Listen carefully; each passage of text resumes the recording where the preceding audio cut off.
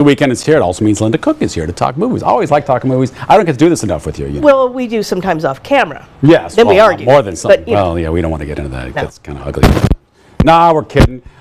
First one is After Death. Now, I know nothing about it. So After Death could be horror, could be thriller, could be parody, right? Could be a documentary. So what do we got? A documentary. Unbelievable. So this is a crowd-funded movie, kind of a faith-based film in that what people say they see after their deaths. Some of them say that it's faith-based, right? What they encountered. But this is quite a documentary. I thought it was really, really beautiful. How many different people are involved in what their experience? How many people are sharing their experience? Very different walks of life. I don't know, 8, 9, 10. Okay. A great many. And because some are scientists and some are doctors and some are people who are skeptics, it's very compelling. And by the end of it, I have to admit, I was in tears.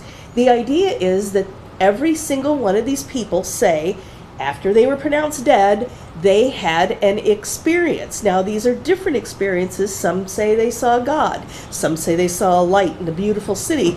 Others, it's not so happy, which is why this is rated PG-13. I would recommend this for people who wonder about what happens when we die. Of course, we've heard those theories in the past too. Do you see a light? Did you see God? Do you know? And we've seen documentaries, at least on TV, about this. But this is the first one I've ever seen in theaters.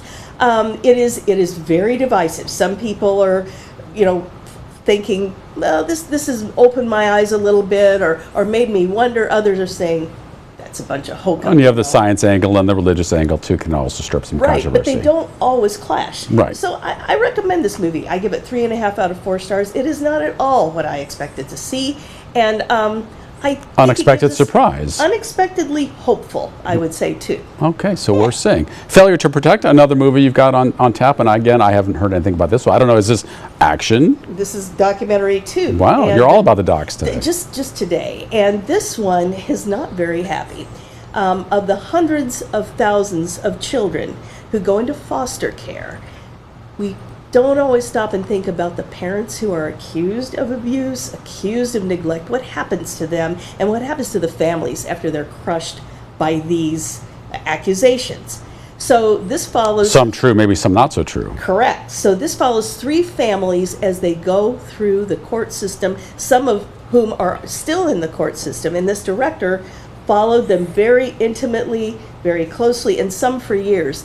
I think it's a very intelligent movie for people who want to know what's going on in the world.